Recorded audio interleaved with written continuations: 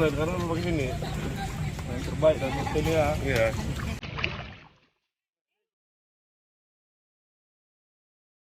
Kota Medan, ibu kota Sumatera Utara, sebagai kota nomor 3 terbesar di Indonesia, masih menyimpan banyak fenomena alam, salah satunya bencana banjir yang tak kunjung usai.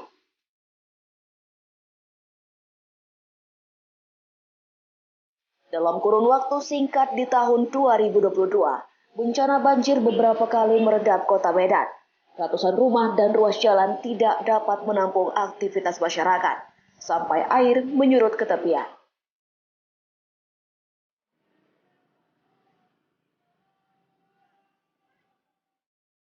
Sampai kapan banjir di Medan usai?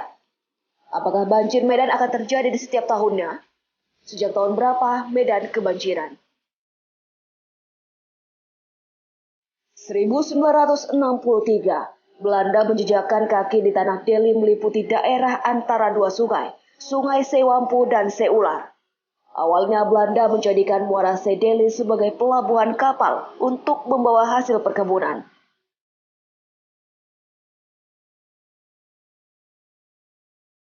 Pada waktu itu, Muara Sedeli memiliki air yang cukup dalam, berwarna biru jernih, dan banyak ikan yang berkembang biak di tempat yang sekarang dikenal sebagai Kuala Deli.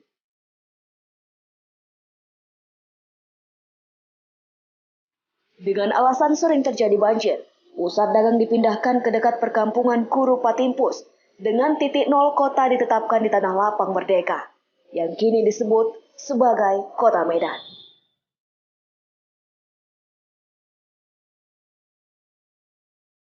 Bukan tanpa alasan mengapa pusat perdagangan dipindahkan ke Medan pada saat itu.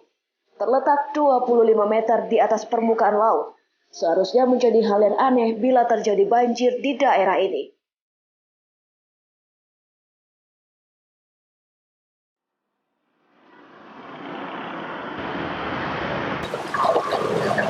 Pemirsa, saat ini saya sedang berada di daerah yang terkena dampak banjir di Kota Medan. Pemirsa, 27 Februari lalu terjadi banjir hingga saat ini. Lagi-lagi mematahkan bahwa Kota Medan seharusnya memiliki kemungkinan kecil untuk terjadi banjir. Nyatanya, 15 kecamatan di Kota Medan terendam banjir.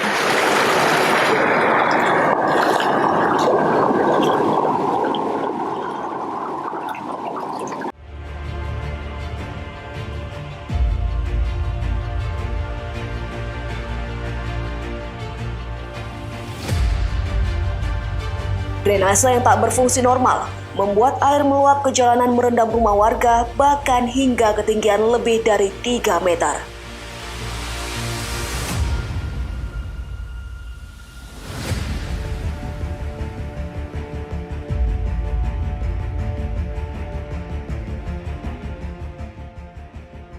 Pemukiman warga di Kampung Aur, Kecamatan Medan Maibun, merupakan daerah yang hingga kini masih selalu dihantui bencana banjir. Banjir sudah menjadi hal biasa bagi warga di sana, karena sejak dulu setiap tahun banjir selalu merendam daerah mereka dengan ketinggian air yang berbeda-beda.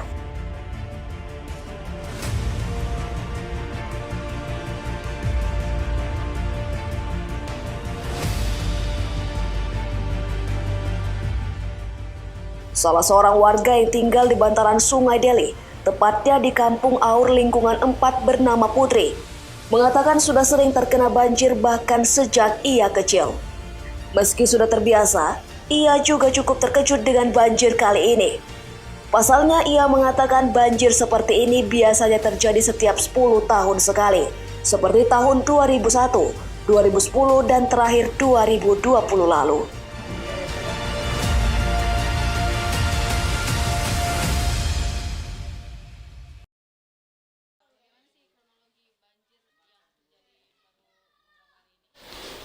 Semalam sih banjirnya tiba-tiba gitu kan, hujan deras, gitu kan. Hujannya maghrib. Iya, di hari Minggu maghrib. Hujannya tuh kayak cepat kali, kayak air bah gitu naiknya, gitu. Ya udah, awalnya kan sampai jam 8 udah surut. Itu sekitar 2 meter, udah 2 meter sih, tapi masih air hujan, belum campur air sungai. Jadi 5 menit setelah habis Isya udah surut. Rupanya nggak jam setengah 9 naik lagi, lebih kencang lagi naiknya. Sampai pagi lah masih naik airnya. Surutnya semalam itu jam 8, jam 9 naik lagi air. Naik lagi paling semeter lah. Banjir besar kalau ini kan masih belum pala besar kali. Masih yang besar kan dia kadang kalau nandainya 10 tahun sekali gitu Kak. Dia kayak 2001, 2010, 2020. Terakhir inilah yang paling yang besar lagi karena biasanya misalnya udah sering sih banjir. Cuman paling kayak sedada, kayak sepinggang itu udah sering. Paling sebulan tuh udah beberapa kali udah makanan sehari-hari kami lah gitu. Cuman kalau yang banjir besar ini baru ini lagi setelah 2020 kemarin. Putri juga mengatakan karena sering terjadi banjir tiap tahun, warga bantaran Sungai Deli di Kampung Aur selalu cepat tanggap ketika banjir terjadi. Bahkan mereka juga sudah mengetahui ciri-ciri ketika akan terjadi banjir.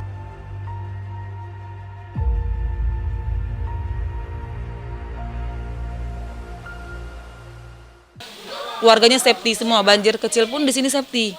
Nggak harus nunggu yang bentar nunggu rumah dulu kena dulu, enggak. Di sini mau kita lihat paret pun udah naik pun kita udah wajib safety. Gitu. Itulah cara kami mencegah biar nggak ada korban, terus biar nggak barang-barang kami hilang, hanyut. Itu kami udah naikkan ke atas semua. Gitu. Paling kalau misalkan lantai 2 kena ya paling taruhnya ke atas seng.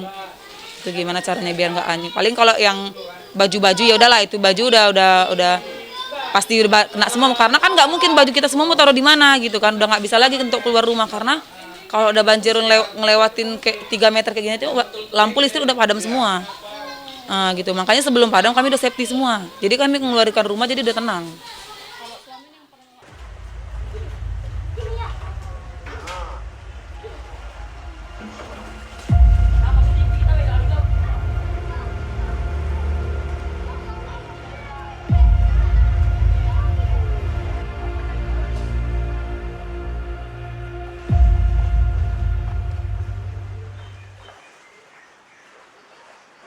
Umumnya terjadi luapan sehingga daya tampungnya tidak mampu menampung debit air yang berasal dari hulu sungai dan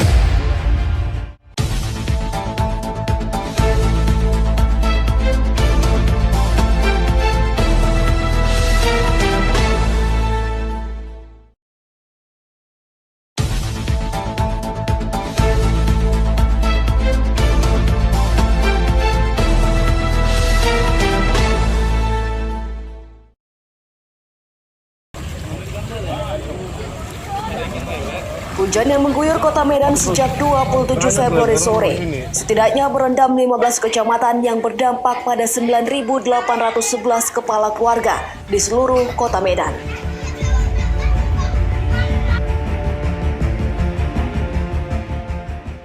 Evakuasi terhadap masyarakat yang terdampak banjir dilakukan dengan Satbrimo Polda Sumut di Jalan Brigjen Katamso, Medan, Sumatera Utara.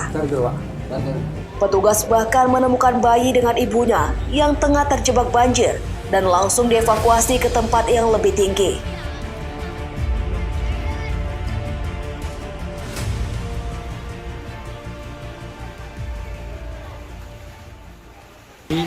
Kami dari tim SAR Brimob Polda Sumatera Utara sedang melaksanakan evakuasi. Alhamdulillah situasi di Katamso air sudah surut, masyarakat sudah ada yang mengungsi, sebagian ada tinggal di dalam. Korban tidak nihil, korban diperkirakan ya barang-barang terendam sampai setinggi pinggang. Dan untuk saat ini air sudah surut, agak menurun cepat dengan cepatnya. Dan ada anak bayi kita evakuasi dengan selamat, yang alhamdulillah selamat sampai ke tujuan, dan ya korban jiwa tidak ada. Sejauh ini tidak ada korban jiwa ya Pak? Tidak ada. Daerah yang berdampak paling besar adalah kawasan Medan Deli dan Medan Labuhan. Badan Penanggulangan Bencana Daerah mengkonfirmasi hujan deras kali ini menyebabkan sungai dan drainase meluap, bahkan tanggul sungai jebol.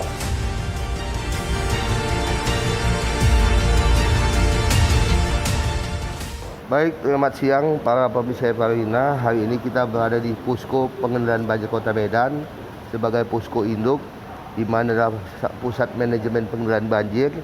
Sebagaimana ditanyakan kepada kami, dampak banjir yang terjadi di Kota Medan ada 15 kecamatan, ada kelurahan sebanyak 60 kelurahan. Lokasi evakuasi itu ada kita tempatkan 24 evakuasi. Jumlah rumah tangga yang terdampak ada 9.000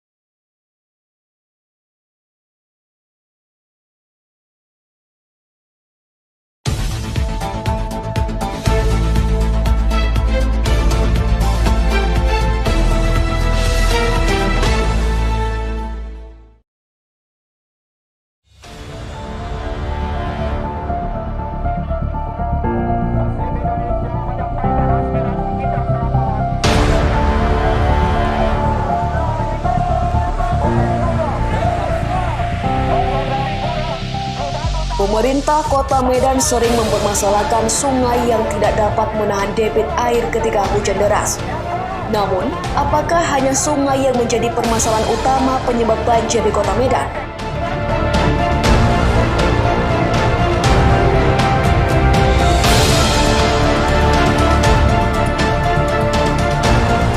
Program yang selalu dicanangkan oleh pihak terkait adalah normalisasi sungai-sungai yang ada di Kota Medan.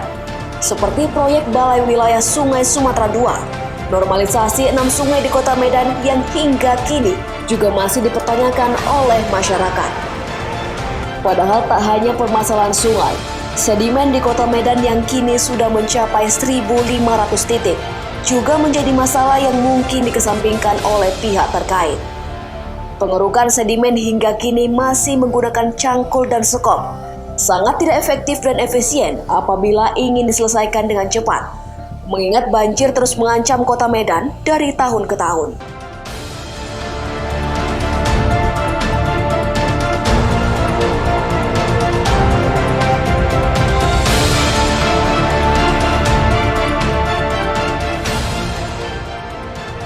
Gubernur Sumatera Utara Edi Rahmayadi November 2021 lalu berjanji akan tangani banjir dalam 3 bulan dengan memprioritaskan perbaikan tanggul jebol.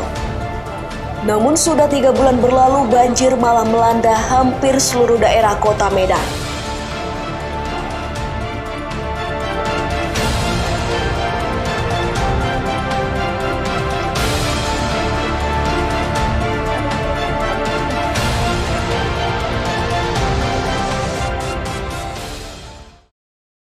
Banjir Kota Medan dan Deli Serdang. Ini salah satunya saya mau lihat nanti ke Belawan ini. Ya segera kita tangani, katanya ada tanggul yang rusak. Tadi sudah dilihat tadi pagi bersama BWS dan wali kota. Nanti saya akan monitor kalau perlu support dari provinsi karena itu kan Kota Medan. Tapi saya yakin wali kota sudah mempersiapkan. Memang perlu waktu untuk membenahinya.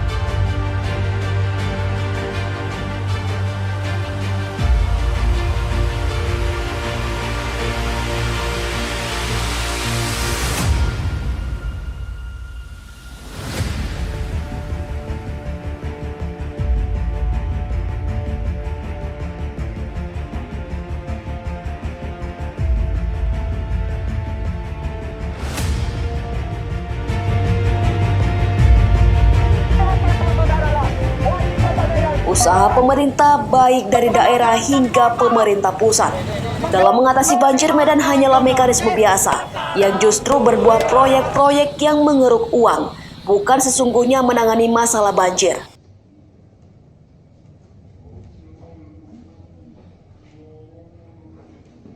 Medan itu titik banjirnya, titik genang air itu cuma 117 titik. Tapi 2021 kemarin titik genang kita udah 1.500. Jadi artinya selama 10 tahun nggak ada yang dikerjakan pemerintah membiarkan terjadinya genangan-genangan air, membiarkan terjadinya penjumatan sedimen di seluruh drainase Kota Medan. Sehingga dari 117 dari 2001. Tahun 2011 Medan sudah punya perencanaan drainase, sudah lengkap semua. Di situ diterangkan kenapa banjir, karena di mana-mana ada sedimen. Kemudian kanal itu tidak berfungsi. Itu sudah dinyatakan di 2010. Tapi tidak ada yang dikerjakan.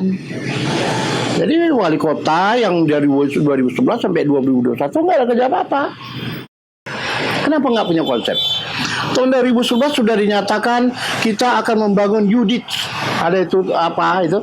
Itu 2011 sudah ada desainnya. Sudah ada desainnya. Jadi ini buat oleh wali kota sekarang ini hanya memasang yang itu. Dan itu pun tidak beres kerjanya. Jadi ini kerjakan wali kota kemarin ini, itu tidak ada apa-apa, tidak ada sama sekali. Karena dia tidak perbaiki, tidak ada upaya yang perbaiki. Akan, semua akan. Yudit gagal total. Hulu sungai itu nggak diperbuat apa-apa. Kemarin tuh terjadi 80 hektar perubahan dari AP ke hutan jadi APL. Nggak ada apa-apa. Padahal Bobi sudah koordinasi dengan Deli Serdang kan. Ngerti nggak? Ya, saya nggak tahu, ini mungkin pembisik sekeliling Bobi nggak paham itu. Maunya berpikirnya agak masuk akal sedikit. Orang-orang yang memberi bisikan kepada Bobi, jangan hanya jangan hanya aku orang dekat dia aku bicara. Bobi nggak boleh bicara yang lain, Bobi nggak boleh informasi yang lain. Itu yang membuat rusak kota Medan nih.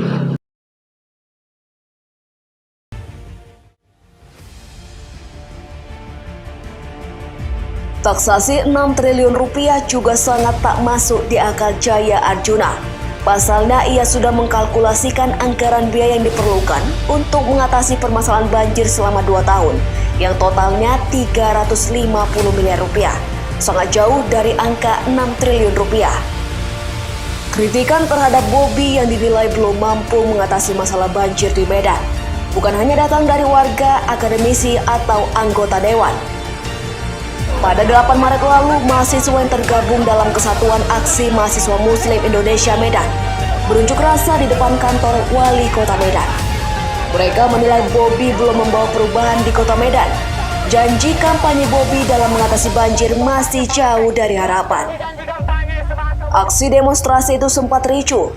Mahasiswa terlibat aksi dorong dengan polisi. Mereka tetap pada penilaian bahwa Bobi gagal mengatasi banjir, bahkan semakin parah. Sejatinya sifat air selalu mengalir ke tempat yang lebih rendah dan mengikuti aliran yang ada.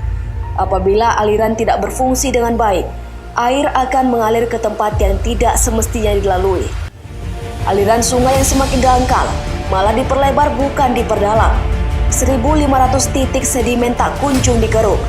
Kanal yang tak berfungsi bukan yang diperbaiki, malah dibiarkan begitu saja.